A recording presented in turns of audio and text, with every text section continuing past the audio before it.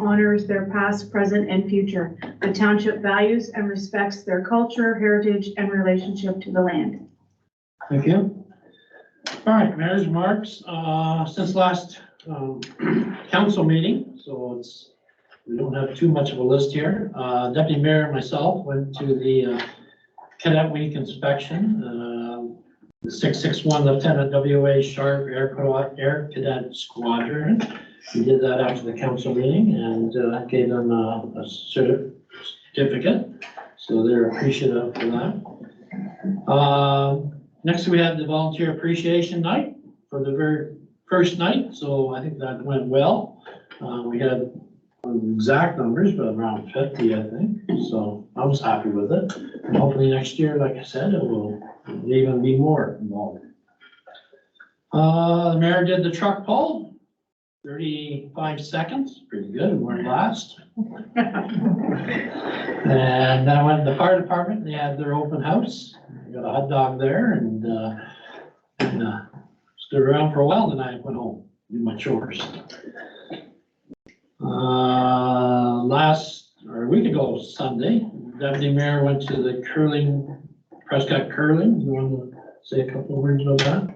Yeah, well, Mayor Shaver was busy, so I went and presented a plaque to the Prescott Curling Club, the 130-year anniversary. And Jeff, you cost me $500. They taught me in the signing up for curling, so I'm curling twice a week now. But it was a good day. Well, that's good. That's why I didn't go. I went to the Thousand Islanders Barbershop Choir, their 50th anniversary. So there was quite a few mayors there, actually, and Steve Clark, and everybody said their niceness sort of thing and congratulated them. They had 2 or 3 choirs in from around the area, so it was nice. They didn't ask me to join. They didn't ask you to join. Steve Clark was at our thing too, but he said he's got lots of free time now. Okay, so moving on, we have, next is the approval of the agenda.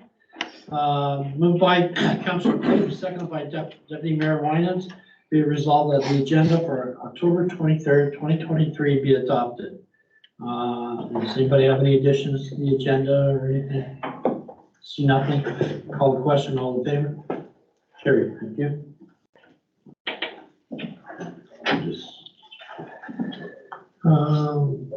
Next we have is approval of the minutes of the previous meeting. Moved by Deputy Mayor Winans, seconded by Councilor Pate. Be resolved that council approve the minutes of the October 10th, 2023 council meeting as distributed to all members. Was there anything that changes or additions or anything need to be done with the minutes, council? I see nothing. I'll call the question, all in favor? Carried.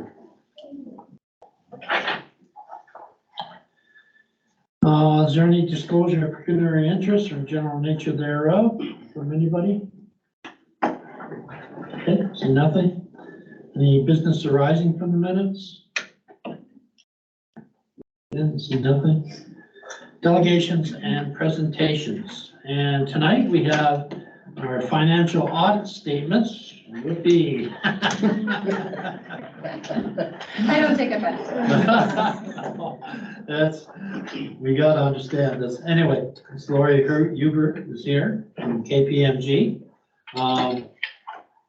We're certainly not gonna hold you to 10 minutes because I want council to understand this. So ask questions or whatever you need to do. So we're not rushing through this. I just want to make sure you understand. Okay, so Lori, Perfect. Well, welcome and thank you. It's my pleasure to be here before you tonight to walk you through the highlights of the 2022 financial statements. It's certainly this year. Nice to be here in person. It's very different being able to read the room versus on screen. So I believe in your package, you would have had something fairly thick, which is the financial statements themselves. What we've tried to do, similar to the previous years, is put some of the numbers together in the colored document, which is on the screen. I will walk you through, not necessarily page by page. It is a document that you could peruse at your leisure at some point in the future. There's some things that I need to share with you that I think has, very little applicability to the things you do. It's more the audit speak. So certainly I will focus on the numbers and certainly the findings thereof. So moving into it, if we start on the status of the audit in terms of where we are today, which I believe should be the subsequent slide. And those are the highlights which we'll see in the individual pages subsequently thereafter. So if we keep scrolling down to the next one, which is the status of the audit, assuming the financial statements get approved tonight as part of council's meeting here this evening, we are essentially in a position to be able to release our audit opinion. We have included that we will see in the end our draft audit opinion subject to finalization of council. When we issued this report last week, there were a few specific items that we were still waiting to receive. Pleased to report things like insurance inquiries, which are standard part of any financial statement audit, along with receipt of legal inquiry letters. All of those pieces have actually been received, no significant items to bring to your attention. So we are ready to go, subject to the discussion here tonight. This slide takes you around a little bit of our audit plan. We don't necessarily come to council as part of the start of our audit, but certainly pleased here tonight to say we do a lot of municipal audits. This being the second year that KPMG has been the external auditor of your municipality. We have completed our audit essentially in accordance with our plan, and certainly nothing significant arose through the course of the details of our work to bring to your attention, which again is always a good news sign. In terms of the next slide, this is where we have tried to give you a snapshot of some of the key items that you will see in the financial statements themselves. The first one here on the screen is your balance sheet, otherwise known as your statement of financial position. So it's a snapshot at the close of time, December 31, 2022 and 2021. You will see it highlights your financial assets, your financial liabilities, and then your other non-financial assets. So some of the highlights you'll see on the right-hand side of the page, recognizing it's likely very difficult for you to see that where you're sitting. So I would say at a high level, some of the things that you look at when you look at the balance sheet in terms of the health of the organization, you can see there has been a significant change year over year in terms of the net financial assets. So you were in an asset position, being financial assets minus financial liabilities, at the end of 2021 in a positive position, meaning assets exceeded your liabilities. This year, the reverse has happened. Your liabilities actually exceed your assets, and I will tell you why based on some of the activities. So if we start at the very top, you can see everyone's always interested in terms of cash and how much money you have sitting in the bank. You can see that has come down year over year, but certainly still sitting at about 3.2 million compared to the 4.8 in the previous year. You will see in the financial statements themselves, there's a separate statement which shows you all of the ins and outs of cash. And capital activity tends to be one that can be a significant driver of any variances in your cash. As you likely all are aware, you made some investments that we'll see at the bottom in terms of your tangible capital assets. So you made additions to road work, you did a new fire truck this year, along with other equipment. Those things cost money, you have to pay for them, and that's why your cash has come down year over year. Some of the other things that I'll draw to your attention as well, you can see accounts receivable have increased year over year quite significantly, over 900,000 in the previous year compared to 1.4 this year. A couple of things come to mind. Based on that capital activity, that will drive your HST input tax credits that you're allowed to claim. So again, that's sitting in receivables to be collected. Part of any financial statement audit always assess the collectability risk of those receivables to make sure they are good and valid and will be collected. So we've done that again this year. The other piece to bring to your attention in that line item, there were 2 agreements with community groups related to some recreation activity. Those are sitting in your accounts receivable to be collected in subsequent years, and those are significant drivers to that overall variance that you're seeing. I'm seeing management shake their head in agreement, so that's a good thing. So that's really the story on the financial asset side of the house. On the liability side, you will see your accounts payable have increased year over year. So some of those construction projects that you have had holdbacks. So those holdbacks sit on your books until they are actually physically paid. So they are in there and accrued this year. Without getting into a lot of detail, you will also see the second line item in there. We might have had a conversation here last year on this one. It's a little bit of a tough one to explain, but essentially the financial reporting requirements of any municipal government requires you to value in today's dollars what the impact of your landfill is going to be in the future and put it on your balance sheet. So a couple of things have happened this year, which you can see that liability has increased significantly by about $600,000 year over year. So one is the estimates that go in from the engineers that will give you an estimate of the annual costs. The other things that we're certainly seeing more apparently to drive the liability are changes in some of the key assumptions. One of them being the rate of inflation, which we all know is not necessarily low compared to where it was certainly pre-COVID. And then the other part as well is the discount rate that gets into that calculation, bringing it closer to a market rate of interest. So based on all of those changes in assumptions, so that has been really the driver on that liability, and that does get into that net debt, net asset calculation. I would say for council, in terms of the things that you do and the cash requirements of landfill, none of that has changed. This is sort of a book entry that I don't think anyone needs to get necessarily excited for, because it's not going to change the way you budget and the cash impact of that number. It's what's required from the standards. I'll leave it at that. That likely will maybe drive more questions, but I'm willing to take any questions you might have on that. That's always a tough one to explain. The other piece just to bring to your attention in terms of long-term liabilities, that's your long-term debt. So you can see it has come down year over year, and that was based on the regular repayments of principal on debt year over year with no new debt taken out. So then below that, you will see that's where you see your non-financial assets, and certainly a big part of that is your tangible capital assets. And we'll see on the next slide where you've made investments over the course of time based on the net book value of those assets. So once we take your net financial assets, net financial debt, add your non-financial assets, that's where we'll see your municipal equity, and we'll see that in the notes to the financial statements as well. So moving along, I've given you a visual, recognizing it's likely hard to see. I would say not a lot of significant change. It's always of interest, instead of putting numbers to a page, putting a visualization. So you can see over the course of time where those investments have been made, and certainly a large proportion of that, 42% sitting on roads that sit on the books of the municipality. The next slide speaks to your reserve and reserve funds, which I know is always a topic of conversation with council as well. So your reserve and reserve funds are a part of that accumulated municipal equity, which sits on your balance sheet. I've given you a 5-year trend to see where the municipality has trended over the last 5 years. You can see hovering again in 2022, similar to the previous year, just shy of $5 million. I always get a question to say, how much is enough, or what should that number be? And that's almost impossible to answer. Actually, Shannon, I think you asked me that question on the phone last week. And so it's really tough, because really your reserve and reserve funds are meant to do a number of things, but really trying to marry how much you have sitting there with some of the strategic priorities that are to come in the future.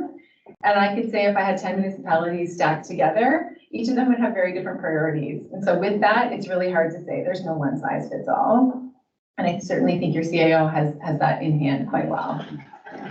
The next one is another slice of your reserve and reserve funds. One of the KPIs that the province looks at from a financial perspective is your reserve and reserve funds as a percentage of operating expenses. Some would argue, in doing presentations earlier this year, some would argue this is antiquated, but that still is what the ministry looks like. They say if you have greater than 20% of your operating expenses in reserve and reserve funds, they think that's a good indicator from a financial health point of view. You can see consistently over the course of the last 5 years, you've been north of that 50% mark. So certainly agreeing on that KPI. The next one speaks to your tax arrears as a percentage of current levy. So your tax arrears are your taxes receivable that sit as a component of your total assets on your balance sheet. The ministry would say when they look at tax arrears as a percentage of the levy, anything less than 10% would be a good thing. You can see here over the course of the last 5 years, you have hovered around the 10%, and certainly there's 2 years that certainly jump out at you. One of those being a COVID year, which we know that was a little bit unique, or a lot unique in retrospect relative to the pandemic. So I would say if there's some work to do in recognizing your tax base and other things, that would certainly be one to be mindful of, to either make sure it stays whole or goes down. And certainly you don't want to see that continue to creep up, because that ties back to the cash conversation that we see as well. As you collect those taxes receivable, that will make your cash improved as well. Next one goes into a snapshot of your statement of operations, which is the highlight of the total revenues and the total expenses for the year. You can see financial statements for municipal government are required to include a budget column And we can talk about whether or not that is meaningful, and I will tell you why I make that comment. As you can see, there's a significant variance in your budget column compared to your actual, certainly for 2022. So you set out a budget based on these financial statements to have a surplus of 4.6 million, and you can see you have a deficit reported in year of about 917,000. So the one is because the way you budget here at this municipality, you don't necessarily budget the way you're required to financially report, which makes it sort of apples and oranges. And we've had conversations with the team around this. So a great example of that would be, you might budget for capital items, but capital items might not actually qualify for the definition of capital in terms of financial reporting in financial statements. So they won't show up here, they'll show up on your balance sheet, but you've budgeted for it. So there is a reconciliation that you will see. It's not unique to this year, it's consistent with previous years, but there is a budget reconciliation note that might provide more clarity on that to the extent you're interested. The other piece as well that certainly wouldn't have been part of the budget process this year, again, as we saw in the balance sheet, that incremental amount for your landfill, that's about $600,000 of that in-year deficit. Again, something that wouldn't have been part of the budget and can fluctuate depending on market conditions. So when we look at total revenues though, year over year, certainly a slight increase year over year, total revenues at 7.5 million. You can see your taxation revenue is pretty much bang on budget for the year for 2022. Government transfers are down a little bit year over year. Government transfers are unique in municipal government because they're often tied to capital projects. So to the extent you get capital funding, those are allowed to go into revenue despite the assets actually sitting on your books and coming into expense over time. And so depending on the capital grant activity, that piece can fluctuate, and that is really the story for the decrease year over year here. You did see good strides and improvements in your licenses and your permit revenue based on the continued growth in the township. On the expenses, I would say nothing in specific I would bring to your attention in terms of the categories here. You will see a note 12 to the financial statements in terms of segmented information and by object or by type. I would say other than cost of living and inflation, those are really the story. There was nothing specifically unique in terms of the increases year over year. And year over year still only an increase of about $240,000. So really not terribly significant in the grand scheme of things. The next slide gives you another visualization of those operating expenses broken out by type. And you can see the split here with most of, or over half of your annual expenditures going through the materials and services. One of the questions I do get a lot when we do visualization this way is what tends to be the number around salaries and wages. That tends to be a hotter button. And so I always like to point out to say, when we do this, I would say you fall right in range. Generally, that number is somewhere between 23 and 34%. So I would say sitting at 25 certainly puts you in that mark as well.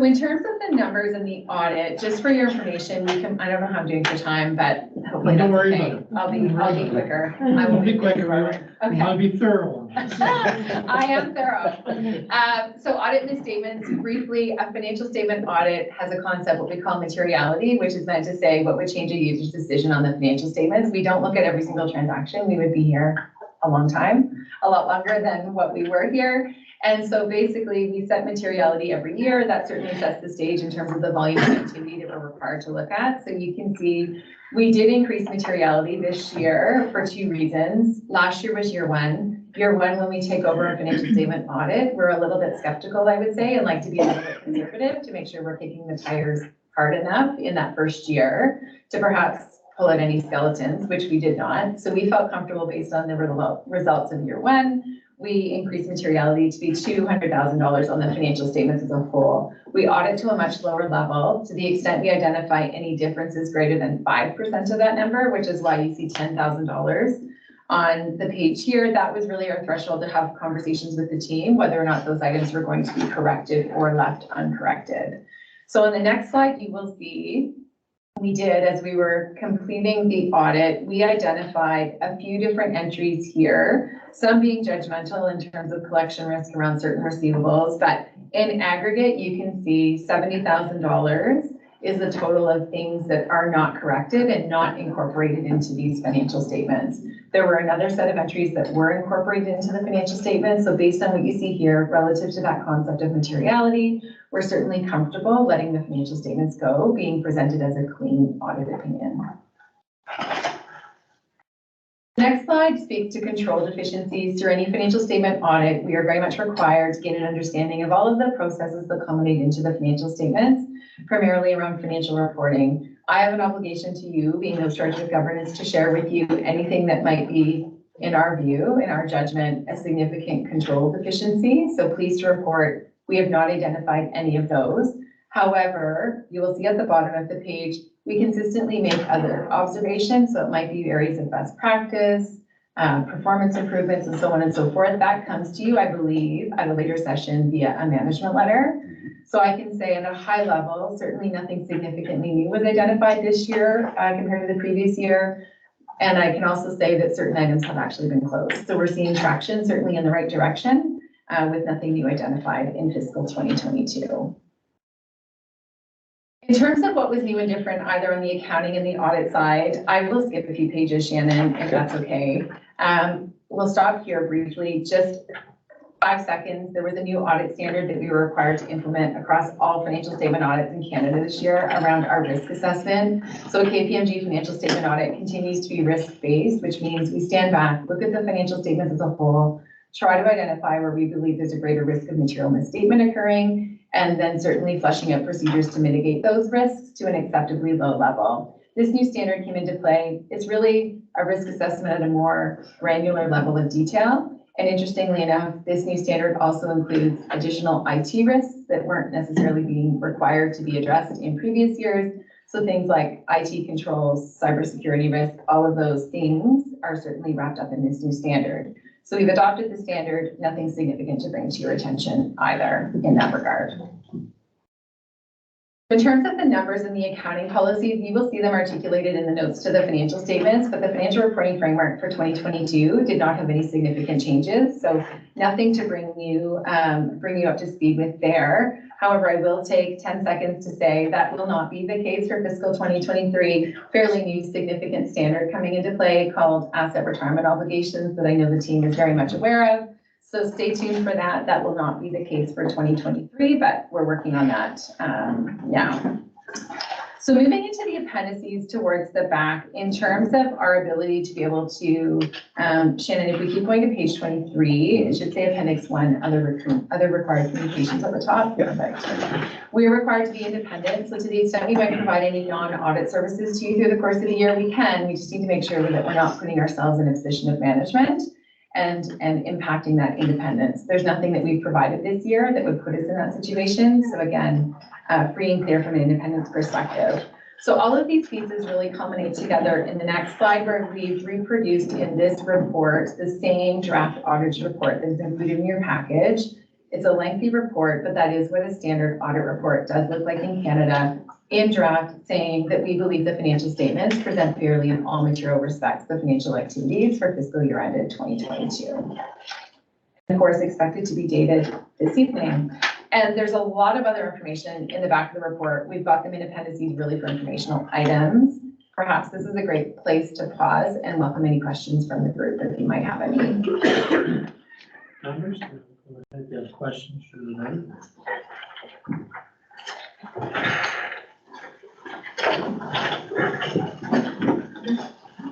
I know I talk a lot and I talk fast, so hopefully that makes sense.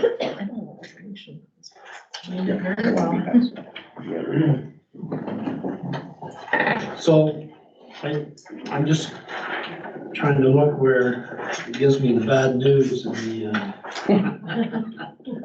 I don't think it's probably in the 400 and some thousand. So it's probably in the municipal Yeah, I'm equity. not sure if there's an actual line item. Yeah, there is. It says, well, it's combined with the 900 with the landfill closure, the 917, correct? Lisa? Or Lori? Yeah, so there's two parts.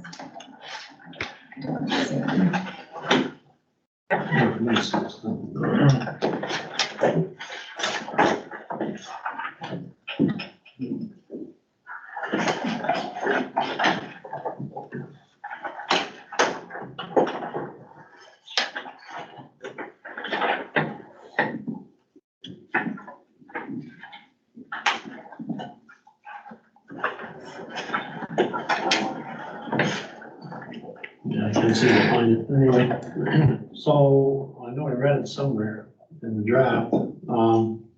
So this year, last year we ended up 900 and some odd thousand over. So, right? We didn't know what. This year we end up 400 and something thousand, in deficit, and we don't know what. Well, So I guess just looking at the 400 some odd thousand, and I'm looking at my reserves and reserve funds, right now we're at 4.5 million. So that deficit has to come out of those reserve funds, right? So it puts down to about $4 million, so. Across the board.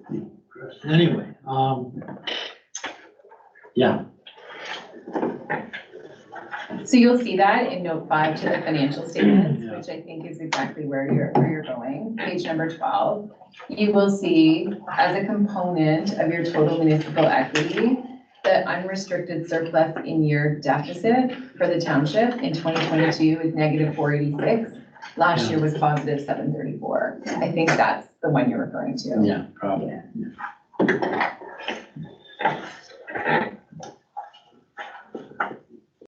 Johnson, yeah, go ahead. Yeah. Question. yeah, not really a question, more a comment, but I've looked at it and it's a very, very detailed, very good auditor's report. You have no control over the numbers. You're just reporting the numbers. And I think this is a good report for us to look at when we're doing our budget next year. So thank you for Thank the you. report. Do you have more, Lori? Sorry. That was it. That was it. Okay. That was it. There's no other questions? There's a quiz.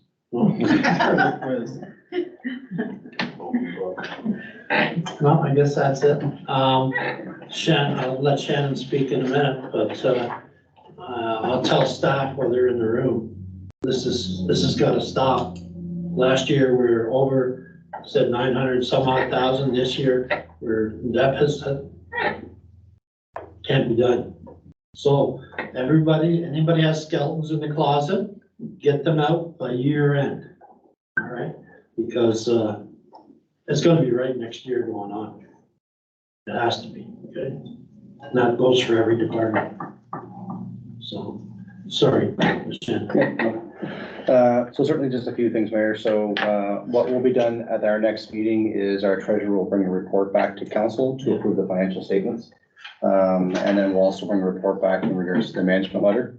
So we have gone through the items with Lori on some of the internal controls that we need to look at correcting. But certainly senior staff will be meeting later this week to begin our 2024 budget, but also having some discussions on how we can make sure that moving forward, the variances are done in a timely manner, that we can keep control of our expenses and get ahead of it a little bit rather than be reactive. So certainly we'll move forward into 2024 to make sure we get those processes in place. No, and you and I have talked. We can't be blaming the past anymore. So that's the way they've always done it. That's not acceptable. So, okay. All right. Well, thanks, Lori. Thank you. Thank you. Presentation. Yeah. Mr. Williams. See, audit's not boring. No, just, I get it. I get yeah. it. Have a good rest of your meeting. Thank Take you. care. Okay, thank you. Bye, everyone. Bye, Steve. Thanks.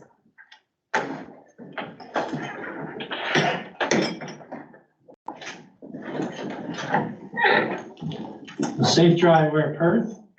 Kingston for me, Oh. actually. So, yeah, at least I'm on the highway. Yeah. Take care. Take Bye. care.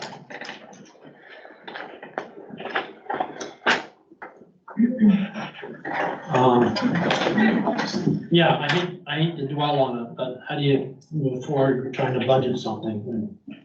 And, that's why it's gotta be right. And anyway, I'm not gonna get into it. Shannon's heard me enough. He's pretty great too. There will be changes. Yes, Just one thing I will add, council has to be kind of mindful too is budget is a best guess, right? It's an estimate of the snapshot of what you think the budget will look like. If you have increase in fire calls, an increase in fuel and repairs, those are things that are beyond our control, but at least if we can get ahead of it and report it to council early enough, then at least you're aware of it, it doesn't come as a surprise. Yeah, at least we know why. Right, exactly. The fact, not knowing why is troubling. Yeah, Yeah. Well, okay, yeah, comment on that, Mayor, your worship. It's awesome that we got the grants for the recreation, but those grants cost us money. We had to put in 25%. Yeah. So without getting that federal money, yes, the township would be behind, but that was a big chunk of the oh yeah, but that's the accounted, deficit. that's Was accounted. what we had to put in for those matching Right, grants. this is money, it's not accounted for, like, so, well, not accounted, I mean, it's accounted for, but we don't know where it came from. Or where it's taken out of, you know, it is troubling. Yeah. So, anyway, we'll move on. Everybody knows how I feel, so. Any other questions? No? Correspondence petitions, I guess we got one from late up night, the Prescott Fire Department. I think it's November 17th. These ramrod in that. For your worship, we already have a trailer and public. So you are. Is helping us out with it. Thank you. So with a tractor or we're following the truck? I think, we're gonna use the white public works truck and be able to decorate it in the shop. He's going to accommodate us. Absolutely. Okay. No, that's good. No, but thank you for what you've done so far. But, I'll be at a summit all day long, so I won't be able to help too much. Unless we do it the night before or something like that, so. Everybody else is, I think we all are at, so. I think you could be Santa Claus. I think they got one already. All right, good. Reports, There was just a resolution to go with that, we just need the information, resolution number 2. oh, sorry. So, moved by Councillor Page, seconded by Deputy Mayor Winans. Be it resolved that council received the correspondence on 2023 led up to the night Santa Claus parade for information. I'm all in favor.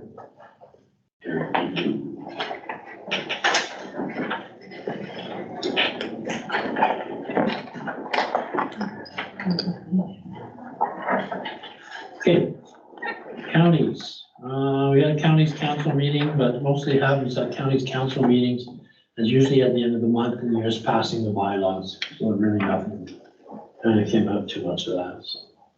And it was quick and simple. Yeah. It's the way I like it.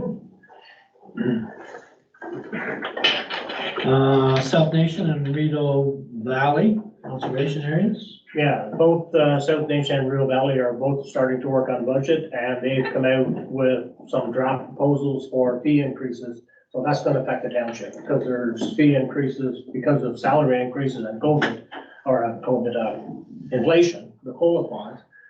They've got to increase their fees, so for permits like culverts and site plans and whatever. So that's something that, once they send it out, we'll have to look at when we do our budget.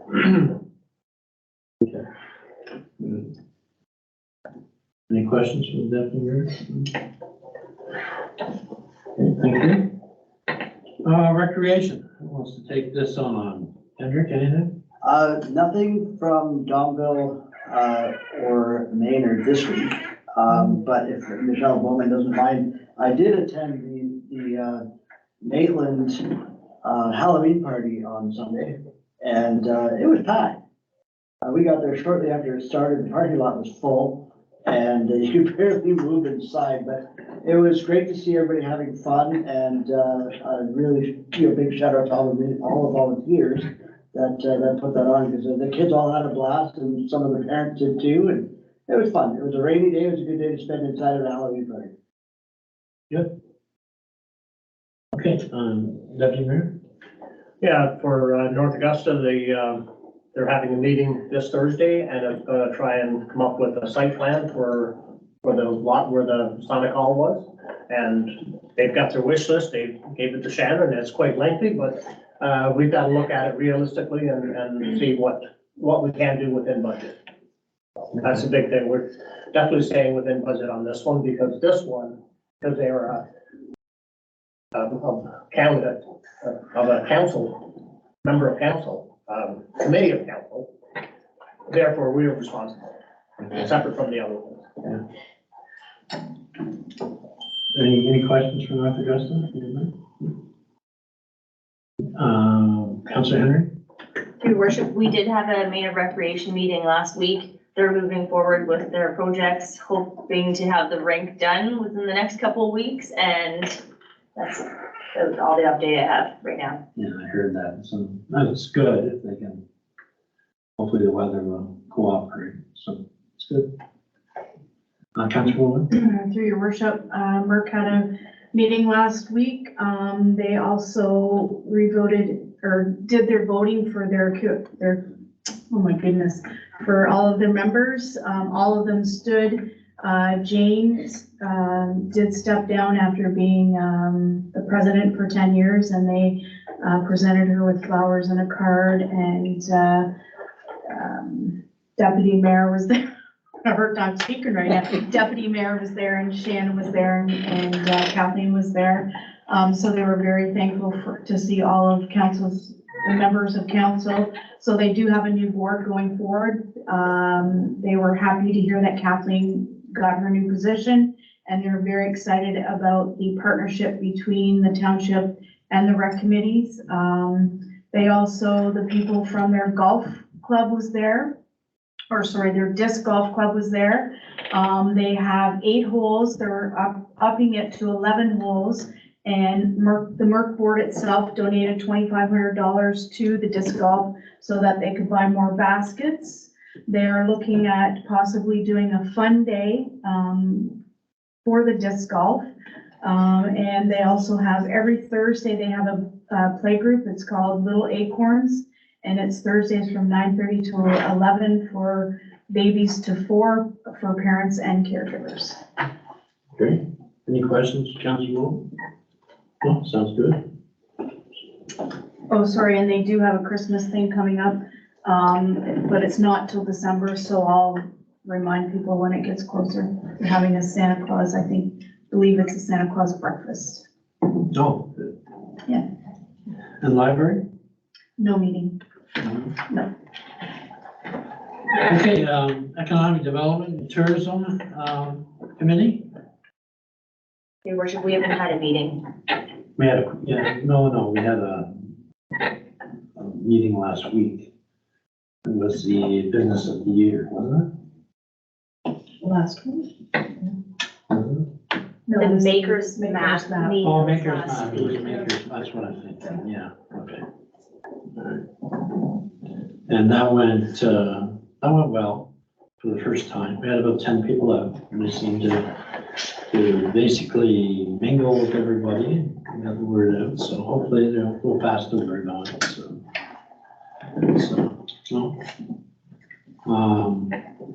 What else was on? Oh, Business of the Year is coming up November 3rd too, I think, yeah. Okay. Planning Committee? Yeah, we didn't have a meeting because there was no activity on the planning committee, so. Yep. We'll wait until next month. Administration? Just a few things. So the Economic Development Tourism Advisory Committee is scheduled for November 6th. That's our next meeting.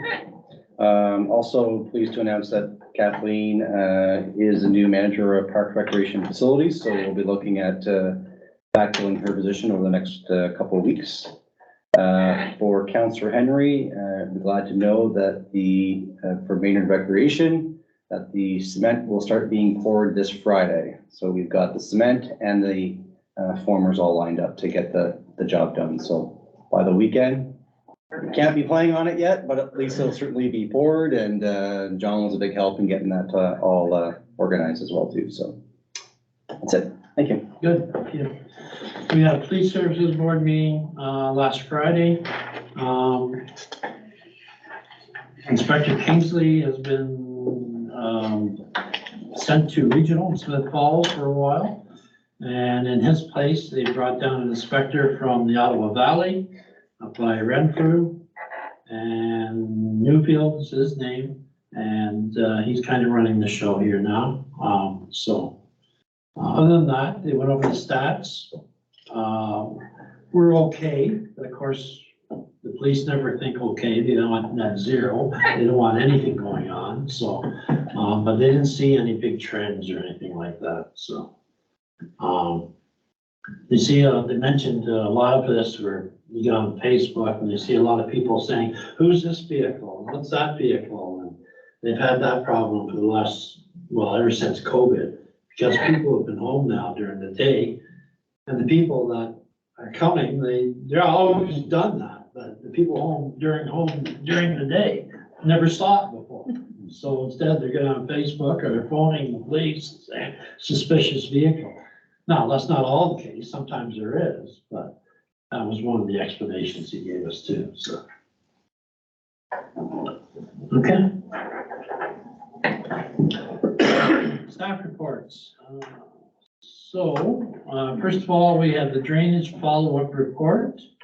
And, we got a fly up here that's just annoying both of us. Keep it there. So I'm either gonna swat her, or she's gonna swat me. It's just stupid flying around. So, if I don't eat it, I'll do it. So moved by Deputy Mayor Wyand, seconded by Councillor Pate, be resolved that council received report 2023-108 with additional information regarding the costing and building of municipal drainage maintenance, and that council approves an option number regarding delegation requests from the residents residing at 6376 Concession. So, members' comments? Deputy Mayor? Yeah, we discussed this quite a bit at the last council meeting, but I've had quite a few farmers come up to me and said, if you allow one person to not pay, then you have to allow everybody, and even people that have paid on other drains are saying this. So, yeah, I think we're pretty well, almost forced into going to option 3. Anyone else?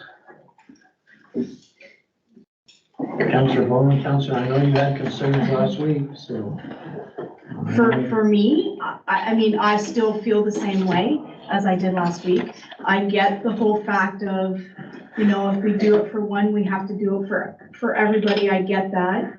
I know I talked quite lengthy today with the CAO.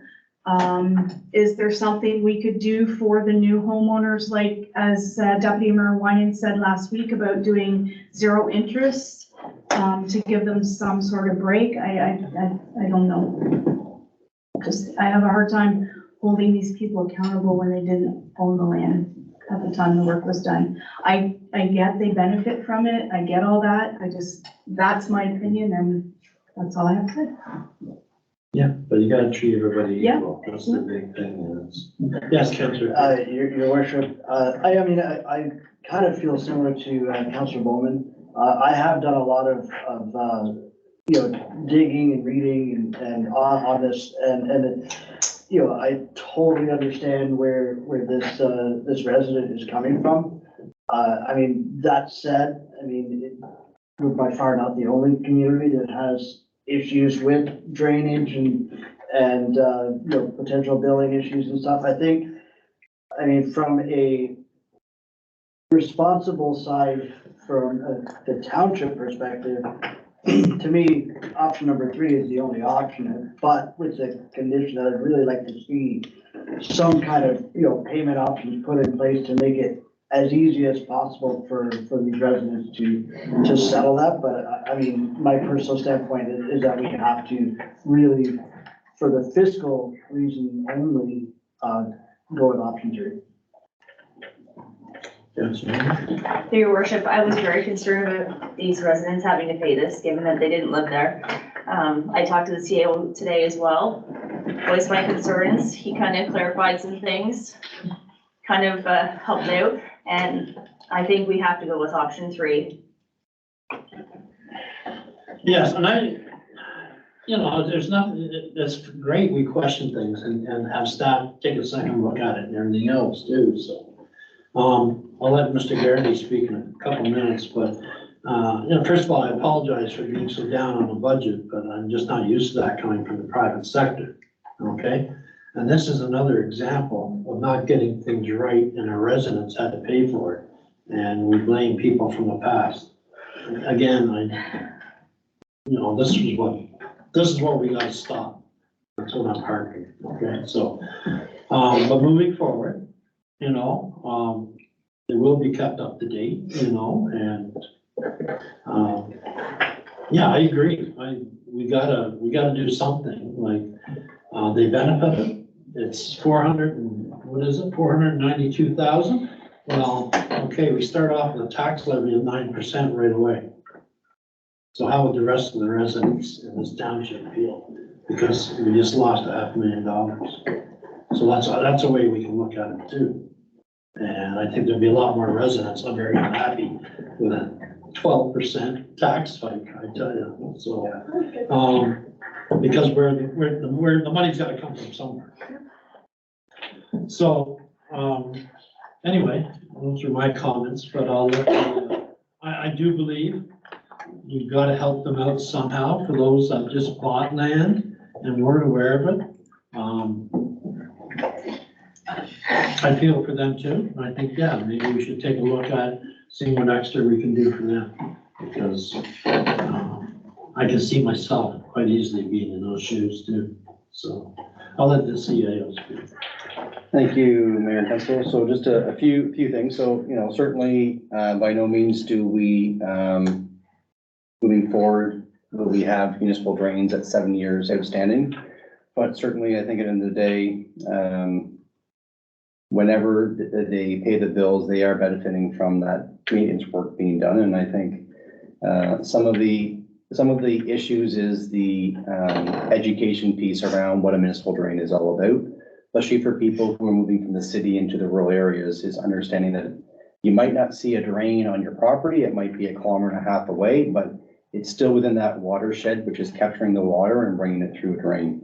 So certainly that's something that we can work on moving forward as far as educating our residents. Another thing we're working on too is working with our lawyers in regards to tax certificates. So when they're requested, if we can put something like a note or something on the certificate. The only challenge will be if the drain is not built at that time, we don't have a physical amount that we can put on it, because it doesn't come due until the day it's built. But at least if residents are aware that there could potentially be something, then maybe they can look into it a little bit further, moving that forward. If I look at the normal cycle of what a municipal drain should be, you're probably between 2 and 3 years from when the maintenance work is done until you actually get a bill out, because you've got to wait for MAFRA for the 1/3 grant. We could run into the same issue again. Within those 3 years, property sells and it's a different owner.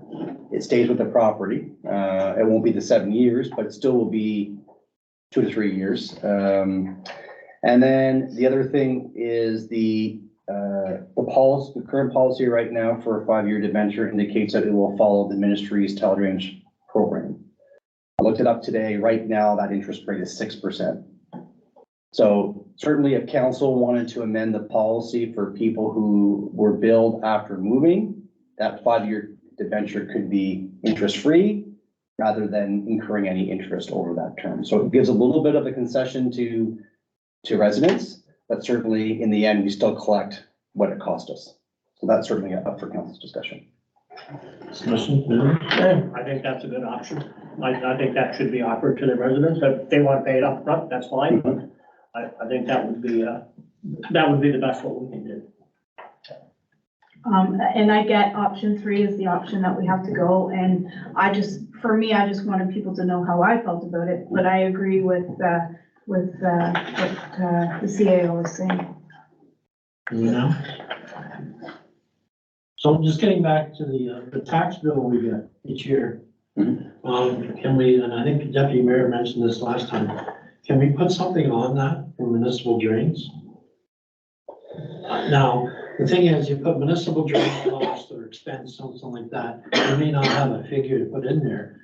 But can you say, municipal drains, are required, but you're not drain cost?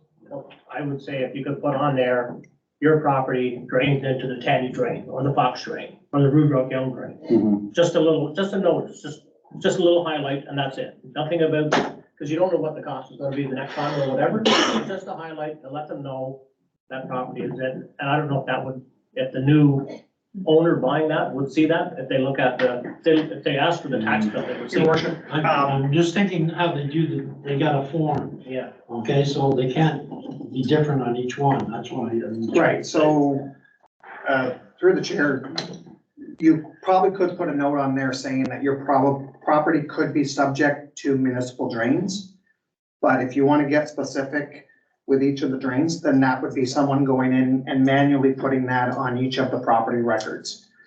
And there's whatever, 7,000 records or 4,000 records, so it's quite a work. But you can put a note on there saying that, like, we do put a note right now saying that your property could be subject to additional levies. yeah. So that means that there could be a supplemental, could be, and that's just on the side to cover ourselves. We can put an extra note on there saying that your property could be subject to municipal drains. Yeah. And the municipal act says that right in there, but we can put that on the bill. Yeah, I'm just thinking there should be something on it referring to municipal drains, not specific, households, but just so they know enough they can ask, or even a phone number, they Yeah, have their phones. awareness to it.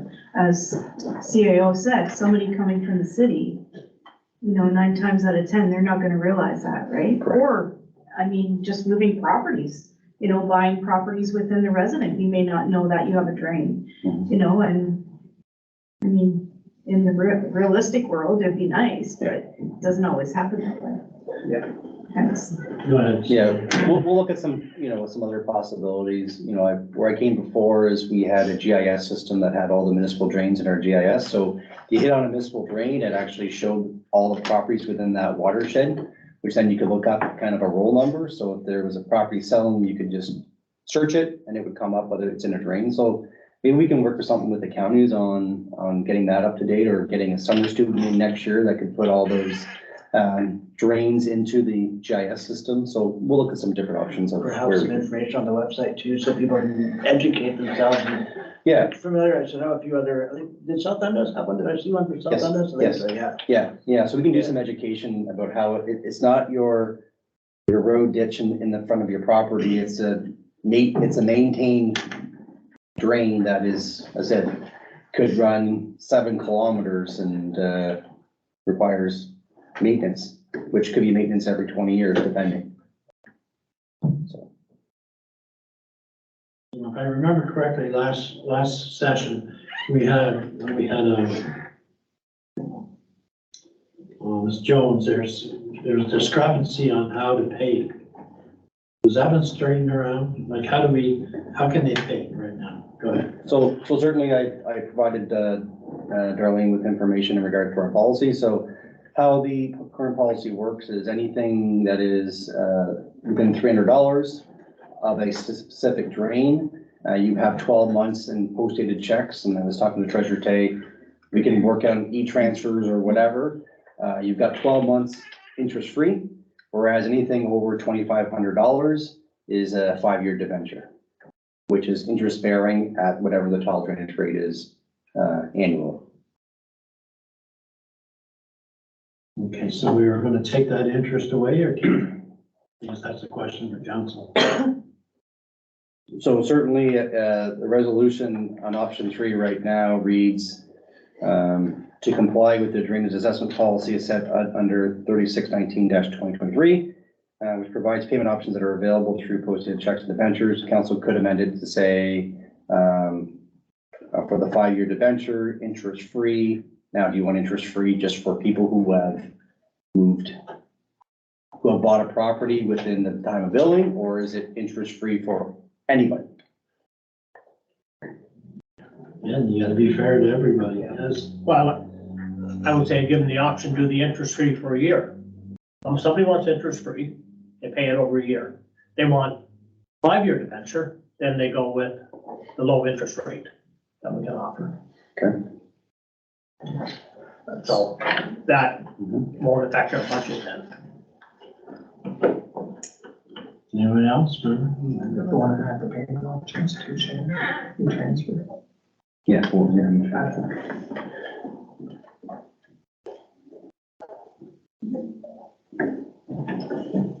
Right, make a note of that. or- Yeah. I believe, you know, Gary is as well.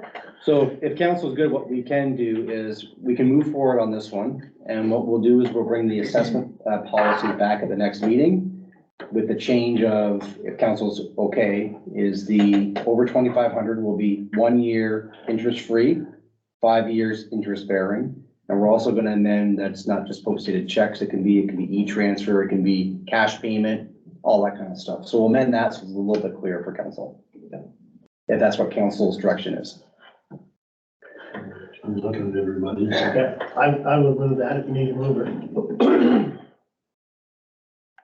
All right, so we're going to, how do we do this now? You want, we're still right now. So if we want a motion, it will take me a minute to do it. Yeah. Otherwise, I believe we have notes and that's going to be in the new amendment. So your direction isn't followed, then you would notice in the policy, but I can try to work up a motion here if we're, want to take a minute or two? No. That's not the right word.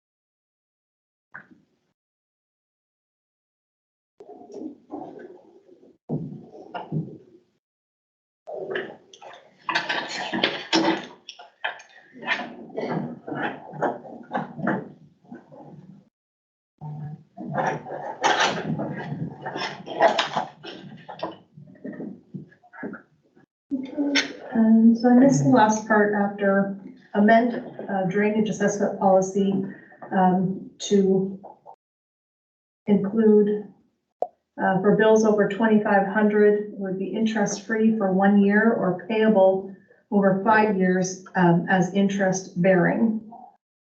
And then you had said something else. That, Methods. yeah, we would amend the payment methods. And amend payment methods to include e-transfer and Cash and other, is that cash debit or check are already part of our payment? Is that Yeah, just the online e-transfer or? e-transfer, Transfer. cash, yeah. That's it. So. Let's see, I'll read it one more time because you won't be able to read it writing. No, but I'll, and I just say as amended, right? Option number 3 as amended. Well, this is a new motion. This All right, is, yeah, so, yeah. So this is direction to staff. And so amend drainage assessment policy to, I don't like the word include, but to include payment for bills over 2,500, interest-free for 1 year or payable over 5 years as interest bearing, and amend the policy payment methods to include e-transfers. yeah, I'm looking at both ends. So that would take care of what council is directing staff to come back to change the policy, but you still have to address the ordinance there under the option. Oh, yes, Right. yes, you have to. So option 3 could just be as amended. And it just leaves it like that.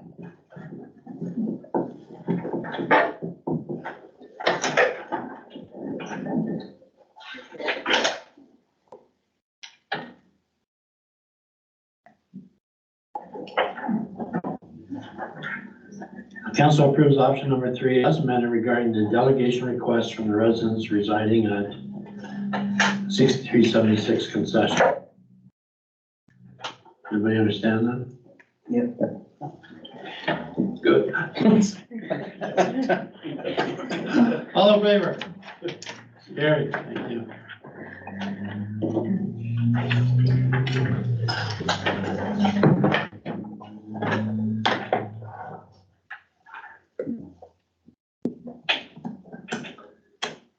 Okay, report operations, report 2023-109, purchase of compactor award.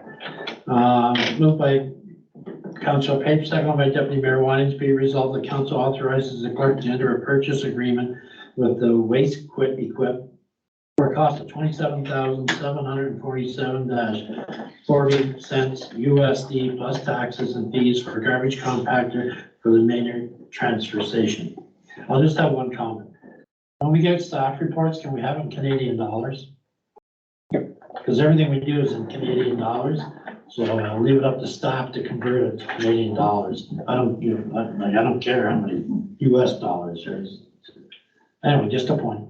Thank you. Just the only caution is that the US exchange rate changes every day, so when we approve the Canadian as of today, it could be different tomorrow. Yeah, so, That's why if we leave it US, then we're not given that conversion rate at that time. That's the only problem.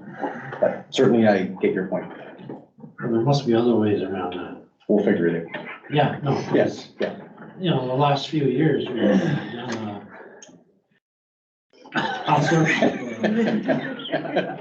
things with. No, certainly, we'll look and see. Yeah, and some of them were, I remember the fire truck, I think, was from the US, wasn't it? So I'm not sure how that was, or I put it in brackets or something, Yeah, absolutely. estimated, Okay, perfect. All right, thank you. Sorry, Mr. Standing, comments? So, thank you, Your Worship. Of course, the existing compactor at our Maynard site is definitely at the end of its life cycle. It is leaking hydraulic fluid. We have to top it up regularly. It also is getting to that point that it's structurally not sound to travel anymore.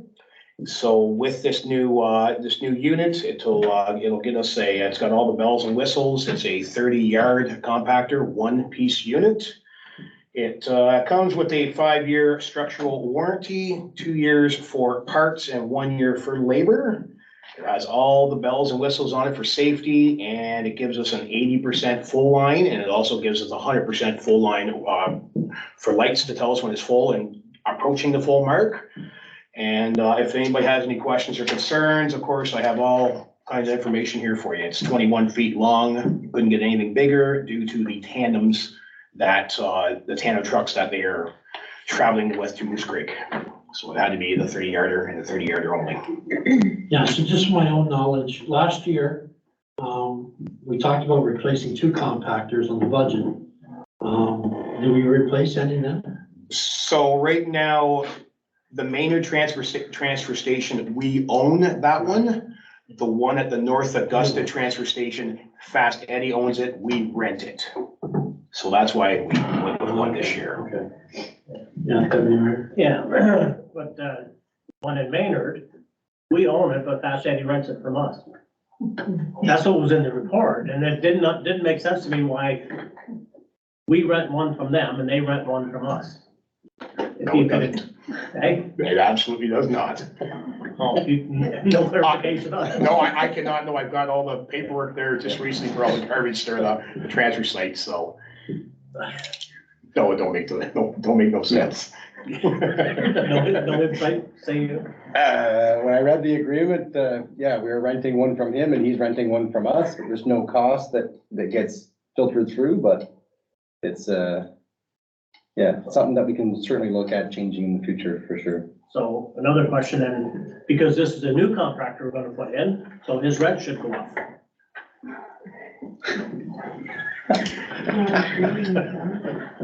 I will talk to my Mr. CAO on that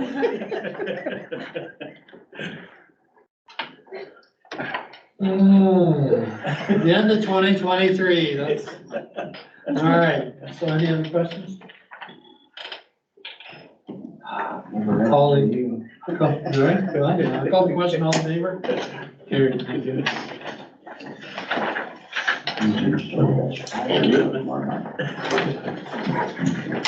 Planning and building services, report 2023-0107. And that is the agricultural land review. Moved by Deputy Mayor Winans, seconded by Councillor Pate. Be resolved that council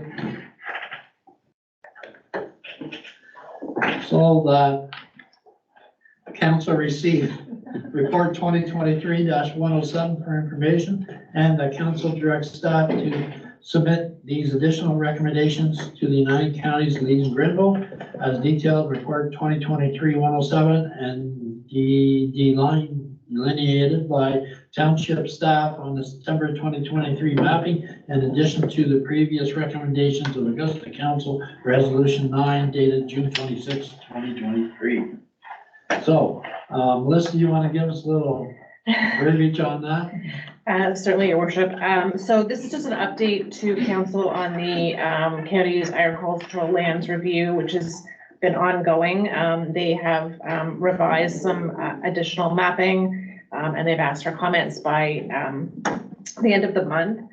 As council may be aware, they have done a direct mail out to all residents that were affected by the current mapping change, whether they were going from rural to agricultural or vice versa, so that the residents would be directly aware of the process.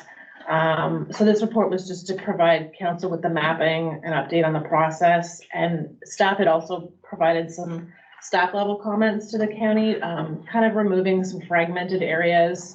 And there were some areas that were aggregates and provincial significant wetlands that staff are suggesting should not be prime agricultural area. So just to kind of formalize those staff level comments and then see if council wanted to provide any additional comments of their own on the process. So that's the gist of the report.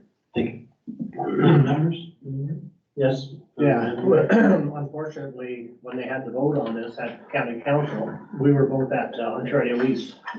But I was talking to Mayor Peckford, the warden, and she said North Grenville wanted it postponed till 26, Edwardsburg Cardinal wanted it postponed till 26. County council voted to go ahead with it as set. Agscape, the company that they've hired to do this, is pushing for 70%. Or for, is it for 70? 60. Yeah, it's confusing. 70% puts in more ag land, 60% puts in less. Most of your residents in Augusta say status quo. All the farmers I've talked to say leave things are okay the way they are, leave it alone. And there's not a lot of good ag land in Augusta. What we have is pretty well all protected. What they've done with this, they've added class 4, 5, 6, and 7. 7 is some of the land I farm on is bedrock, 6 inches of topsoil over bedrock. You cannot make any money on it. You can't tile it, you can't really cash crop it. Yes, you can run some cattle on it, you can graze it, but that's about it. So the rationale for adding any of this, but I think it becomes political when the provincial government was looking to save ag land in other areas of the province so they could use up more ag land in the Golden Horseshoe. And I think that's still their push. So I was talking to Melissa earlier and she said, if the township wants to change it, it's gonna cost us money. And it's no sense us spending any money on this when county council is the one that's gonna make the decision. So I would say that, right, you and the other mayors, and this comes down to what they are gonna do. And it looks like they have adjusted a bit and they're down, Melissa said, to about 65% now. So not exactly where we want it to be, but it's better than what it was. Okay, members, anybody else? Has anybody heard from any landowners on this? You have? Yeah. So, yeah, I think Edwardsburg Cardinal, we're looking at 70%, yeah. The lower number, yeah, the lower, basically stats. Yeah. So, and county's council, I don't,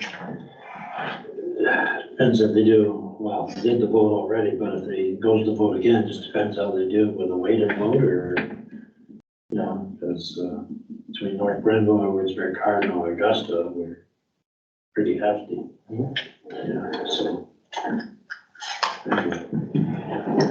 Okay, so we have some options here.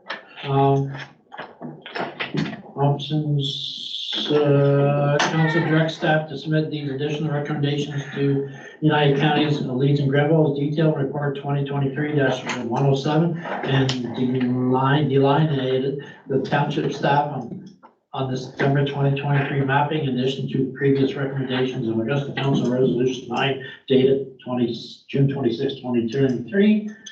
Or option 2, council direct staff forward this report to United Counties and Grenville with revised or additional recommendations as we deemed appropriate by council. And option 3, council received its report with no further action.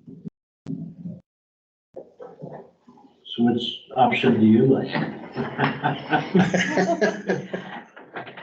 Three, so well, the comments that I provided are really just the staff level comments. And I understand from the county that the 60 threshold is kind of the provincial standard, but if council's wanting to make another recommendation to county council, then that was kind of option 2.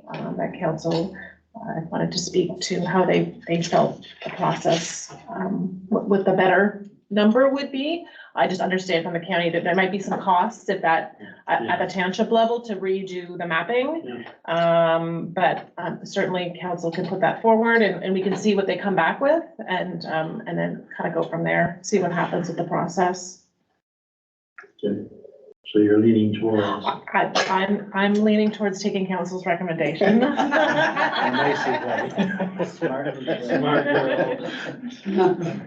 I think option 2 is a good option and let Melissa make those recommendations and then they come back on us as a cost, then we can always say, okay, no, with budget constraints, we're not gonna do additional costs because it's likely gonna be money wasted. So just for, your worship, just for clarification, so you're looking for the staff recommendation, plus council you're looking to recommend the 70, the threshold of 70 that counties consider okay. However it's worded, that counties consider a score of 70 in the Lear assessment mapping. Is that okay? How you want 60, sorry. It is 60. It's opposite of what you'd think. So Yeah. 60 is what it is right now. 70, we'll tuck it in. It's kind of 70 to 100. It's the numbers are opposite for some reason. 70 puts in less land. Yeah, it would be less land at 70.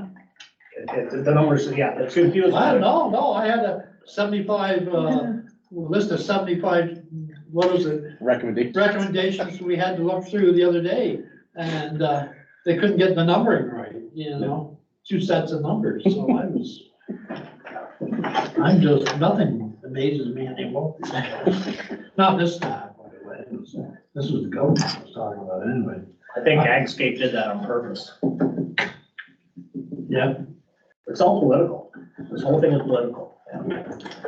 Any other comments?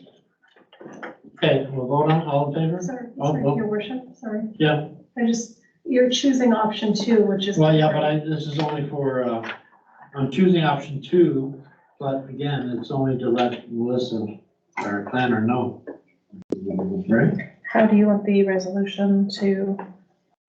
I'm not sure, because your option 1 is your resolution that was in Okay, your so- report. So if they want option 2, Option 2 is with revised or additional recommendations, Which is going to the 70. which is going to the 70.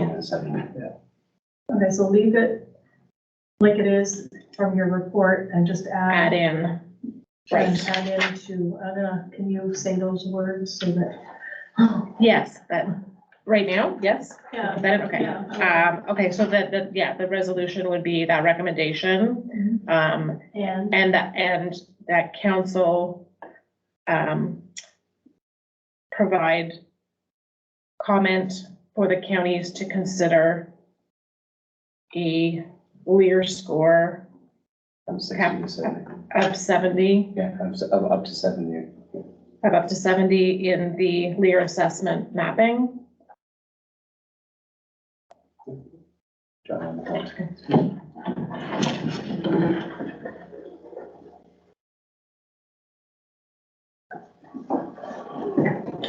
So I'll write that in after, but and the council provide comments for the county to consider up to 70%. Just a 70 score 70 score in Lear. in the assessment. Lear assessment mapping. Yeah, So I'll add that in after and I'll get initials as I need them and.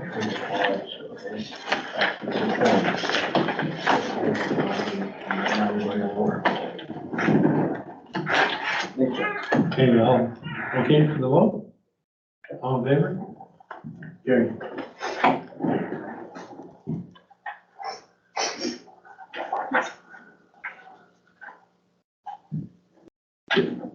Protective services, Chief, do you have anything?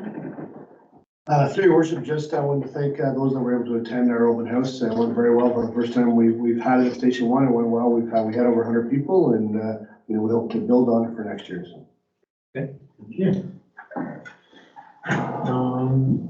Okay, next we'll have, notice of motions. Any notice of motions?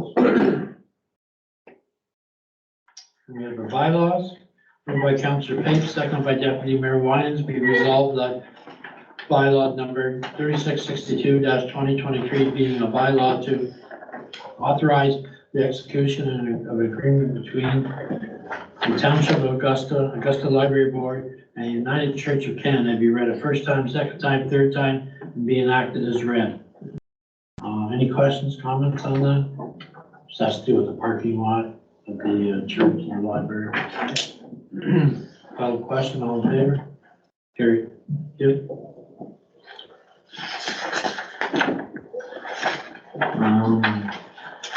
Announcements. Anybody have announcements? Yeah.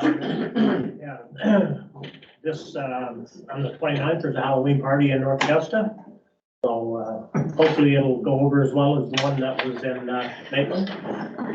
And I guess, Chief Bowman on the 25th is the last day for people signing up if they want to join the fire department. Yes, it is, Through your worship. And if anybody else has got anything they want me to add on Bruce Wiley's show on Wednesday, let me know. Any other announcements? I talked to the Mayor of Prescott this morning, just quickly, and I said, some of us old people, senior citizens, when it's raining, we'd like to walk somewhere, you know, and I said, we have an Augusta walking track, but he won't let us in. I said, seniors like to walk in the morning, early morning. And there's staff working in there, so why can't we come in? Anyway, he jokingly said, yes, you're absolutely right.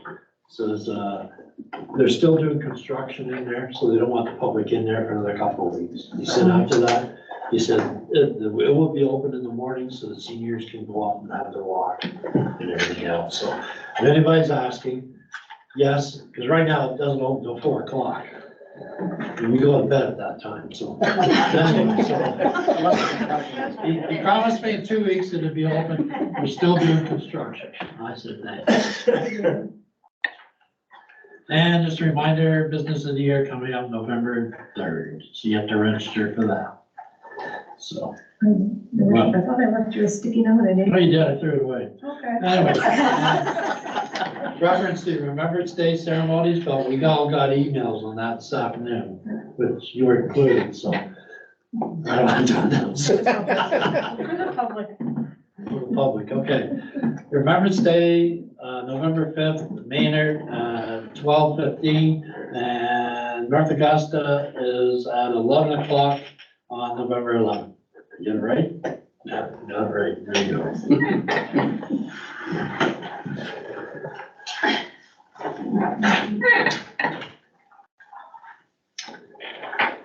Okay, questions on the agenda from the press? There's no press. Questions on the agenda from the public? Lori, anything? No. Thank you. And next we have a closed session. Moved by Councillor Henry, seconded by Councillor Bowman. Be resolved, this council move into a closed meeting at 7:20 PM. As per Municipal Act, Chapter 25, Section 2001, Section 239, brackets 2, to discuss acquisition or disposition of land by the municipality, potential purchase of land by the municipality, advice that is subject to solicitor client privilege and the business development legal opinion. Call vote, all in favor? Carried. Thank you. Okay, let's break for 10 minutes. Thank you.